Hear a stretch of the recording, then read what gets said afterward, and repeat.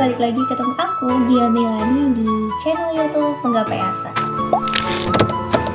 Nah teman-teman, tahu nggak sih buat kamu maba-maba, kamu tuh harus perlu tahu yang namanya istilah-istilah yang berhubungan dengan dunia kemahasiswaan. Ada apa aja sih? Simak sampai akhir ya. Istilah pertama yang harus kamu tahu itu ada UKT. Apa sih UKT? UKT merupakan singkatan dari uang kuliah tunggal, atau biasa juga kita kenalnya itu dengan sebutan SPP itu. Kalau di sekolah mungkin SPP-nya itu dibayar setiap 1 bulan sekali, atau mungkin ada yang 1 tahun sekali, atau ada yang 6 bulan sekali. Nah kalau UKT atau uang kuliah tunggal itu dibayarnya biasanya di awal semester. Istilah yang kedua, kalau di Unja ada istilah yang namanya SIAKAD, Sistem Informasi Akademik.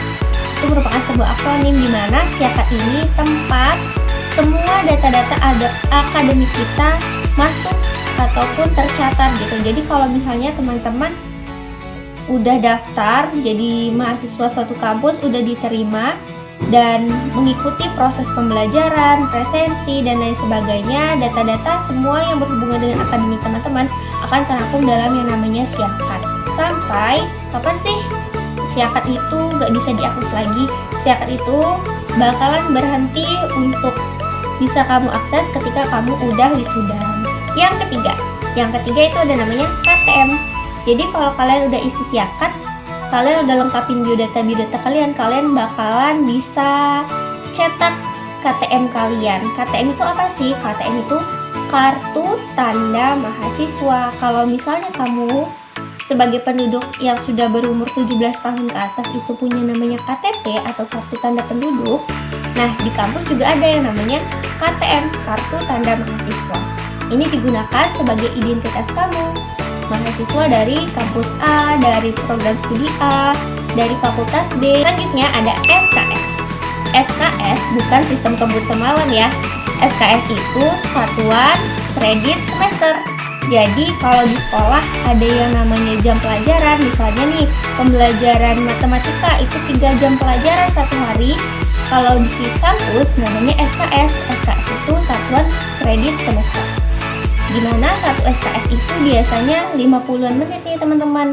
Ada yang 50 menit, ada yang 45 menit, tergantung dari kampusnya lagi masing-masing. Biasanya kalau kuliah itu kita ngisi mata kuliahnya berapa SKS sih, itu yang ditanyain. Ada yang 24 SKS, ada juga yang di bawah itu. Selanjutnya ada yang namanya KRS. Nah teman-teman, buat kamu yang udah ngisi SIAKAD, udah bayar UKT, biasanya sebelum mulai kuliah kamu harus isi dulu yang namanya KRS. KRS atau Kartu Rencana Studi. Buat apa sih? Itu gunanya buat mendata mata kuliah apa aja yang bakalan kamu kontrak, bakalan kamu pelajari di semester yang akan kamu tempuh. Misalnya nih, kamu sekarang mahasiswa baru. Nah, terus kamu mau tahu kan belajar apa aja di semester ini? Kamu perlu mengontrak mata kuliah yang perlu kamu pelajari di semester ini. Cara ngontraknya itu di sistem informasi akademik yang di dalamnya ada yang namanya KRS atau Kartu Rencana Studi. Nah, yang selanjutnya adalah IP. IP atau Indeks Prestasi itu biasanya nilai yang kalian peroleh setiap semesternya. Misalnya, di semester ini kalian sudah belajar selama kurang lebih 4 bulan dan sudah mengikuti ujian, kemudian nilai kalian keluar. Itu yang disebut dengan IP. IP maksimalnya itu 4 dan minimal adalah 0. Sedangkan IPK atau Indeks Prestasi Kumulatif adalah nilai atau IP rata-rata kalian. Misalnya sekarang kalian udah semester 3, berarti IP dari kalian semester 1, semester 2, dan semester 3 itu dihitung rata-ratanya menjadi 1 IPK.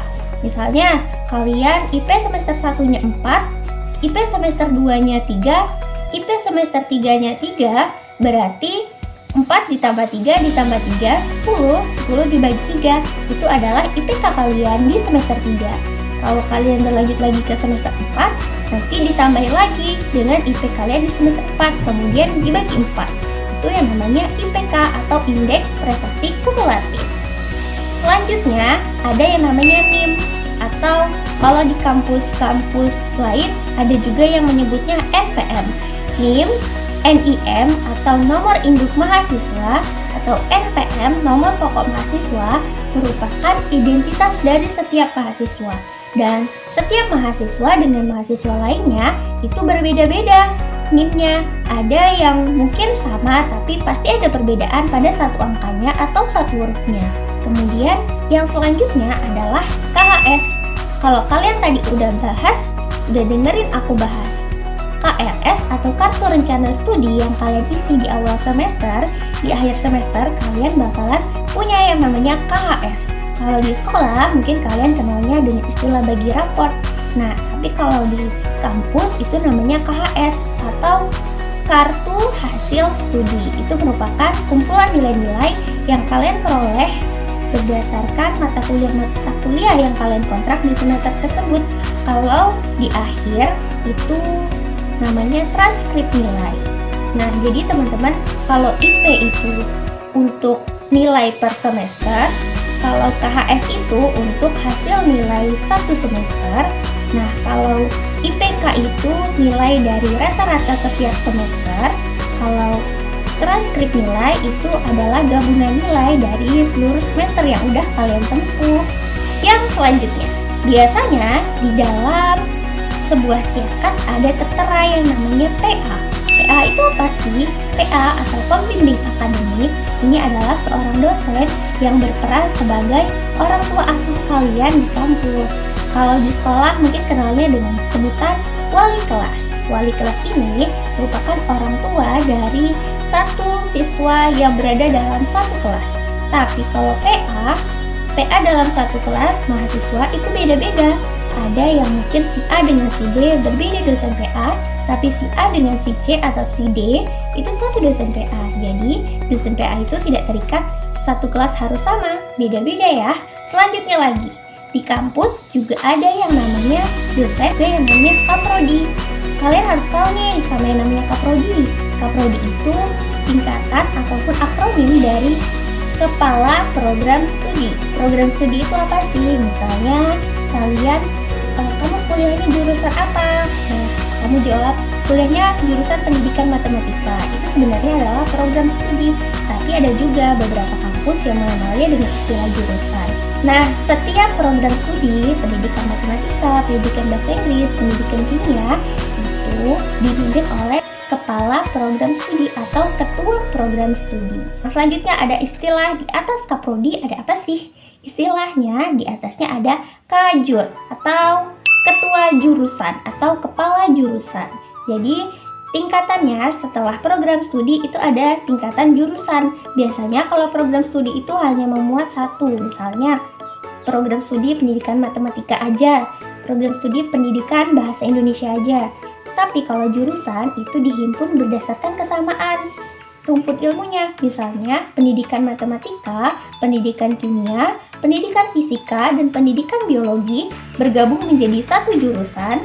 Karena mempelajari rumpun yaitu sains dan juga matematika, biasanya jurusannya itu disebut dengan jurusan MIPA atau matematika ilmu pengetahuan alam.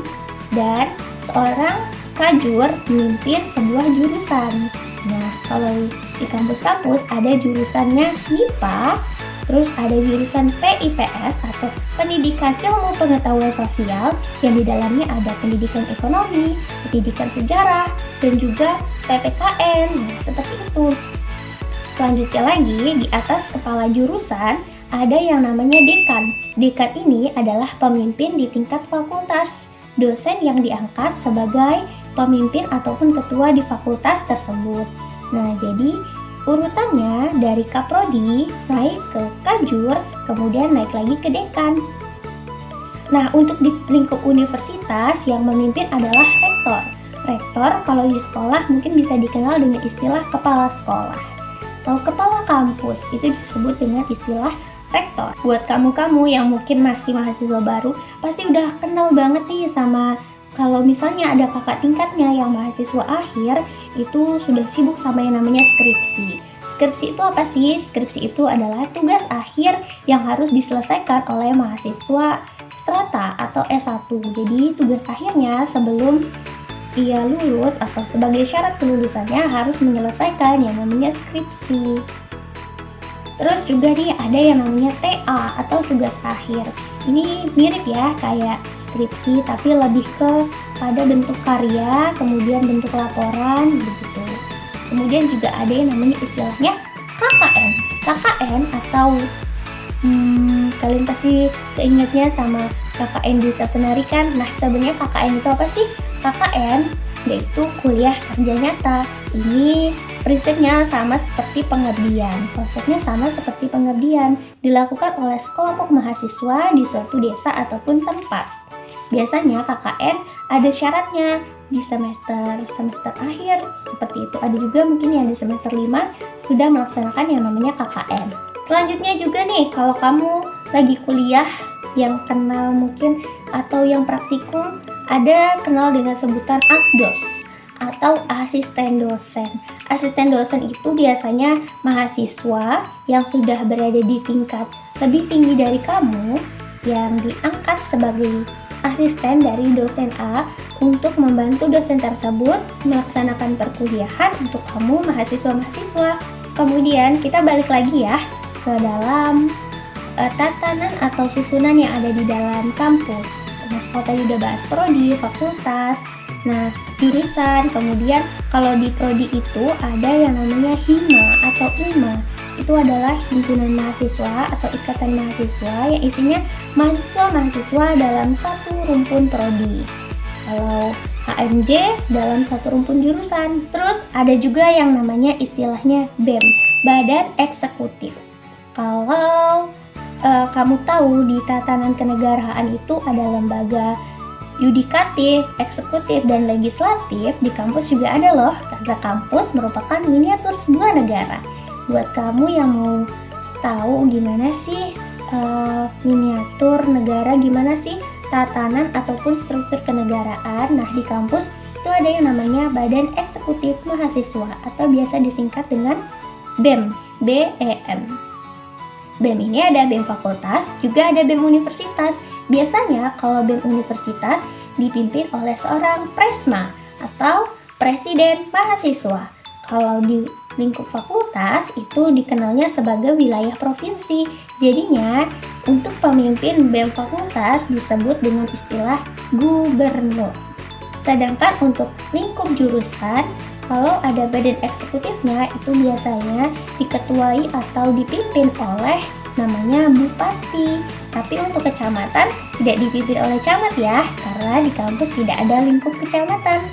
Karena langsung dari fakultas jurusan langsung ke program studinya.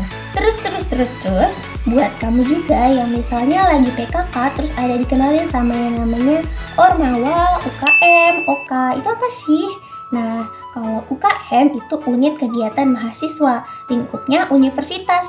Kalau OK, organisasi kemahasiswaan, lingkupnya fakultas. Nah, UKM dengan OK ini merupakan organisasi atau lembaga yang menyediakan berbagai kegiatan ekstrakurikuler.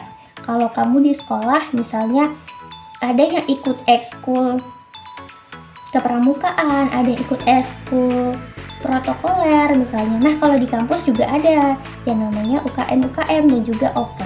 Dan yang terbaru buat kamu-kamu yang mungkin mahasiswa angkatan 2018, 19, 20, 21 dan calon mahasiswa baru ya 2022, itu sekarang ada istilahnya namanya Kampus Merdeka. Kampus Merdeka itu masih program terbaru luncuran dari Menteri Pendidikan kita, Pak Nadiem Makarim, di mana Kampus Merdeka ini adalah istilah untuk program dari Kementerian Pendidikan yang programnya itu macam-macam, ada kampus mengajar, ada pertukaran mahasiswa merdeka, dan lain sebagainya. Kenapa disebut kampus merdeka? Karena kamu dimerdekakan atau dibebaskan untuk belajar apa aja yang di luar dari rumpun ilmu kamu. Misalnya kamu pendidikan matematika, kamu bisa juga untuk cobain yang namanya pengabdian ke desa, ataupun kamu mau cobain belajar di luar kampus kamu, itu kamu bisa ikutan yang namanya program MBKM atau Merdeka Belajar Kampus Merdeka. Nah, buat kamu yang mau terus ketemu aku, ayo bantu subscribe, like, dan komen di akun channel YouTube Hingga PS.